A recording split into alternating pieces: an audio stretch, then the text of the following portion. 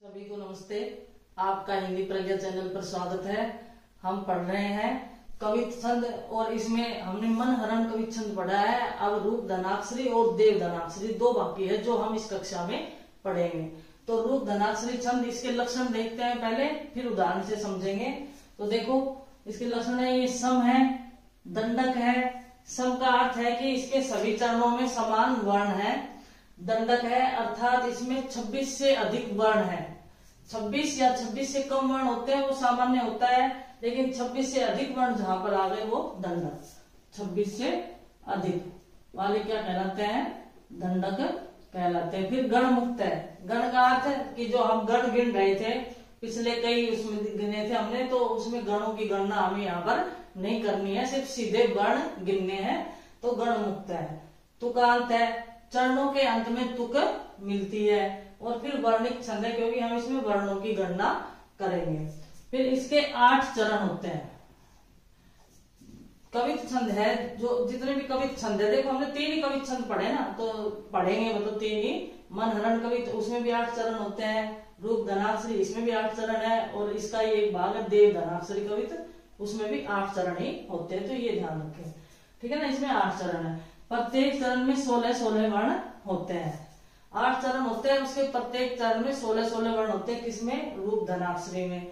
फिर यति 16-16 पर अथवा 8-8-8 वर्णों पर यति होगी, या तो 16-16 पर यानी कि प्रत्येक चरण के अंत में यति होगी, या फिर उसके बीच में भी यति होगी, तो वो 8-8-8 वर्णों पर यति हो जाएगी। तो ये इसके लक्षण थे। अब इसका उदाहरण देखते हैं। देखो, तेरो कहो करी करी, जीव रहो जरी जरी, हारी पाए परी परी, तऊ तेने की संभार। एक भक्त अपने भगवान से कह रहा है कि देखो तुम्हारे जो आपने कहा वो ही मैंने किया। तेरो कहो करी करी, जो आपने कहा वो किया। जीव रहो जरी जरी, फिर भी संसार के लोग जल रहे हैं अर्थात कष्ट प्राप्त कर रहे हैं। हारी पाए परी परी, मैं हार करके आपके पैर पड़ रही हूँ। तऊ तेने की संभाल, उसके बावजूद भी आपने मेरी संभाल नहीं की, मेरी शुद्धि नहीं ली या मेरे कष्टों को दूर नहीं किया। बड़ा अच्छा उदाहरण है इसका। तो इसमें हमें मात्राएं भी नहीं गिननी है और गण भी नहीं गिनने हैं। क्या गिनना है? वर्ण गिनने हैं इसमें। तो वर्ण देखते हैं। देखो देखो यहाँ पर 1 2 3 4। अब ये यहाँ पर देखो ये स्वर रहित वर्ण है, और स्वर रहित जो हो जाता है वो एक ध्वनि है और उसकी गणना नहीं होती। मात्राओं में भी हमने इसकी गणना नहीं की थी। जब हमने गण गिने थे तब भी इसकी गणना नहीं हुई थी, ये आपको ध्यान होना चाहिए। तो 1 2 3 4 5 6 7 8, फिर 9 10 11 12, वही नियम यहाँ पर है, इस पे भी नहीं गिना जाएगा। 13 14 15 और 16, ठीक है ना। इसमें 16 वर्ण आ गए, तो 8 पर यति है। देखो यहाँ पर ये यति लगा रखी है, फिर यहाँ ये यति आ गई, फिर ये यहाँ यति आ गई, फिर यहाँ यति है, ठीक है ना। यति भी 3 प्रकार की होती है, जो मैंने आपको क्लासें करवाई है।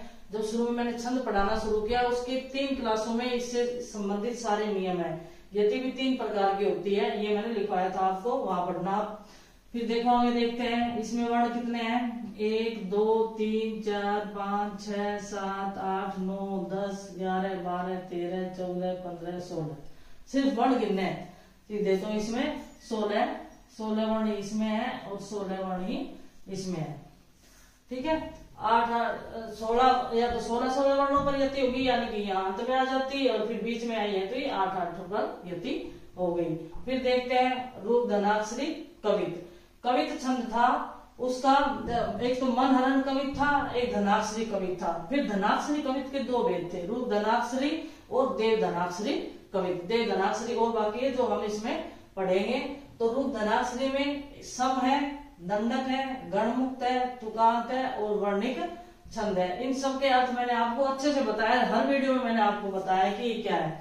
फिर इसके 8 चरण होते हैं, ये ध्यान रखें। प्रत्येक चरण में 16-16 वर्ण होते हैं, और यति 16-16 पर या फिर 8-8-8-8 वर्णों पर यति होती है, ये ध्यान रख ले। इसमें कोई गणों की भी गणना नहीं करनी, मात्राओं का भी ध्यान नहीं रखना, सिर्फ जो वर्ण आए हुए हैं वो गिनने हैं। लेकिन अगर कोई स्वर रहित वर्ण है तो वो इसमें सम्मिलित नहीं होगा, अर्थात गिना नहीं जाएगा। ये विशेष बात आप ध्यान रखें, ठीक है। तो अब इस क्लास में रूप धनाक्षरी किया, और इसी में हम देव धनाक्षरी कवित करके और आज छंद का टॉपिक है वो आज हम कंप्लीट करते हैं, फिर कोई दूसरा शुरू करेंगे, क्योंकि काफी दिन हो गए हम छंद ही पढ़ रहे हैं।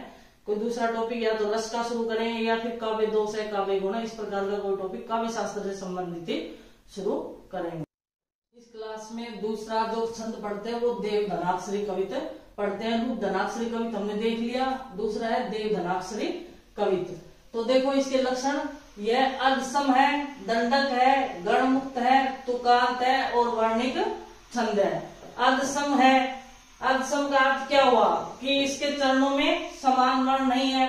फिर दंडक है अर्थात 26 से अधिक वर्ण है, इसलिए दंडक है। गणमुक्त है, हम इसमें गण नहीं गिनेंगे। तुकांत है, चरणों के अंत में तुक मिलती है। और वर्णिक छंद है अर्थात हम इसमें वर्णों की गणना करेंगे। फिर इसके विषम चरणों में 16-16 तथा सम चरणों में 17-17 वर्ण होते हैं, ये याद रखें। विषम चरणों में 16-16 और सम चरणों में 17-17। विषम चरण क्या हुआ, पहला, तीसरा, पांचवा और सातवां, उसमें 16-16। पहला, तीसरा, पांचवा और सातवें में कितनी होगी, 16-16 वर्ण। और सम चरणों में यानी कि दूसरा, चौथा, छठा और आठवां, उसमें 17-17 वर्ण होंगे, इसीलिए ये अर्धसम है, ठीक है ना। और इसके 8 चरण होते हैं, इसमें 8 चरण होते हैं। तो पहले, तीसरे, पांचवें और सातवें में 16-16, दूसरे, चौथे, छठे और आठवें में 17-17 वर्ण होते हैं। 4 चरणों में 17-17 और 4 में 16-16, इसलिए अर्धसम वर्णिक छंद है।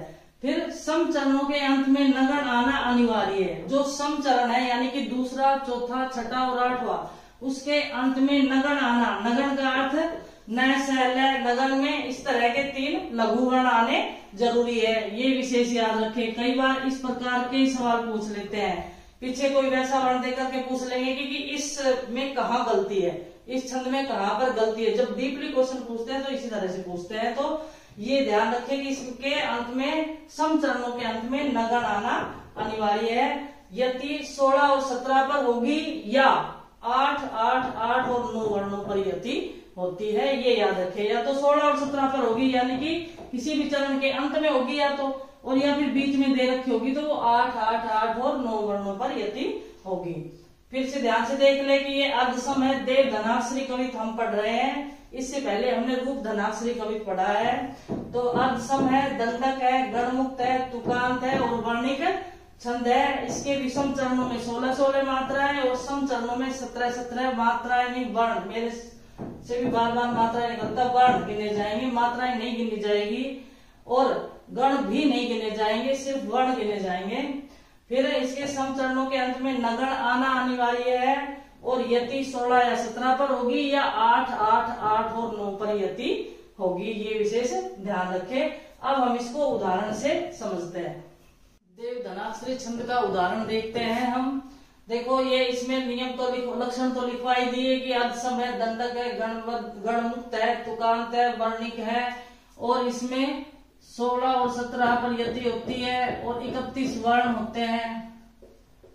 अंत में नगण आना चाहिए, ठीक है ना। सम चरणों के अंत में नगण आना चाहिए, ये हमें पता है। 16 और 17 वर्णों पर यति होती है या 8, 8, 8 और 9 वर्णों पर होगी या 16 और 17 वर्णों पर यति होती है, 31 वर्ण होते हैं। सम चरणों के अंत में नगण आना चाहिए, ये हमारे लक्षण है। अब इसका उदाहरण देखते हैं। देखो और ये देखो देव धनाक्षरी, इस छंद का प्रयोग, धनाक्षरी कवित छंद का प्रयोग देव ने ज्यादा किया है, इसलिए उनके नाम पर ही ये नाम पड़ा है देव धनाक्षरी कवित। अब देखो, झिल्ली झनकारे पिक, चातक पुकारे वन, मोरनी गुहार उठे, जुगनू चमकी चमकी, घोरे घन कारे भारे, धुरवा धुराए धाए, घूमनी मचावे नाचे, दामिनी दमकी दमकी। जब अलंकार देखेंगे ना तो बहुत सारे इसमें अलंकार भी आए, ये दे वर्ण की आवृत्ति आ रही है और काफी सारे अलंकार इसमें आ जाते हैं। चलो हमें इसमें वर्ण गिनने हैं, हमें इसमें, क्योंकि इस गणबद्ध भी नहीं है, गण मुक्त है, तो गणों की गणना भी नहीं करनी, मात्राओं की गणना भी नहीं करनी, सिर्फ वर्ण गिनने हैं इसमें। तो वर्ण गिनते हैं। अब इसमें पहले में 16 आना चाहिए और दूसरे में 17 वर्ण आने चाहिए। देखते हैं, देखो 1, 2 ये नहीं गिनेंगे, स्वर रहित है, स्वर रहित को नहीं गिनेंगे। 1, 2, 3, 4, 5, 6, 7, 8, 9, 10, 11, 12, 13, 14, 15 और 16, यहाँ पर कितने वर्ण आ गए? 16 वर्ण आ गए। अब देखते आगे, 1 2 3 4 5 6 7 8 9 10 11 12 13 14 15 16 17 वर्ण यहाँ पर आ गए हैं। अब आगे देखते हैं, 1 2 3 4 5 6 7 8 9 10 11 12 13 14 15 16 यहाँ पर फिर 16 वर्ण आ गए हैं। फिर 1 2 3 4 5 6 7 8 9 10 11 12 13 14 15 16 17 यहाँ फिर 17 वर्ण आ गए हैं। और इसमें हमें क्या देखना था कि समचरणों के अंत में नगण आना चाहिए। देखो समचरण कौन से हैं इसका? दूसरा, चौथा, छठा और आठवां। 8 चरण इसमें होते हैं। यहाँ उदाहरण के लिए 4 ही लिखे हैं, ऐसा कोई जरूरी नहीं है कि वो 8 के 8 चरण आने चाहिए। आपको लक्षण अच्छे से याद होने चाहिए। तो दूसरे और चौथे चरण में, यानी दूसरा चरण ये है और चौथा चरण ये है, और इसमें अंत में नगण आना चाहिए। ये देखिए यहाँ पर, ये देखो लघु लघु लघु, ये यहाँ पर नगण है। इसमें भी ये नगण है और यहाँ पर भी नगण है। तो इस प्रकार ये ध्यान रखें। ठीक है, तो इस तरह से आज छंद वाला टॉपिक काफी दिनों बाद, कम से कम 22 क्लास से हमारी हो गई है, इसमें ये कंप्लीट होता है। पढ़ते पढ़ते भी बोर हो गए सभी। ये इसमें वार्णिक छंद तो कम ही थे, मात्रिक छंद भी काफी थे। तो ये रूप धनाक्षरी, देव धनाक्षरी इसमें कंप्लीट होता है। आपको समझ में आया होगा। और फिर मैं यही कहूंगी कि अगर नहीं समझ में आया तो आप फिर से पूछ सकते हैं, कमेंट्स कर सकते हैं मुझे। और बहुत बहुत धन्यवाद जो आपने इतने अच्छे से समझने का प्रयास किया और सुना। धन्यवाद सभी को।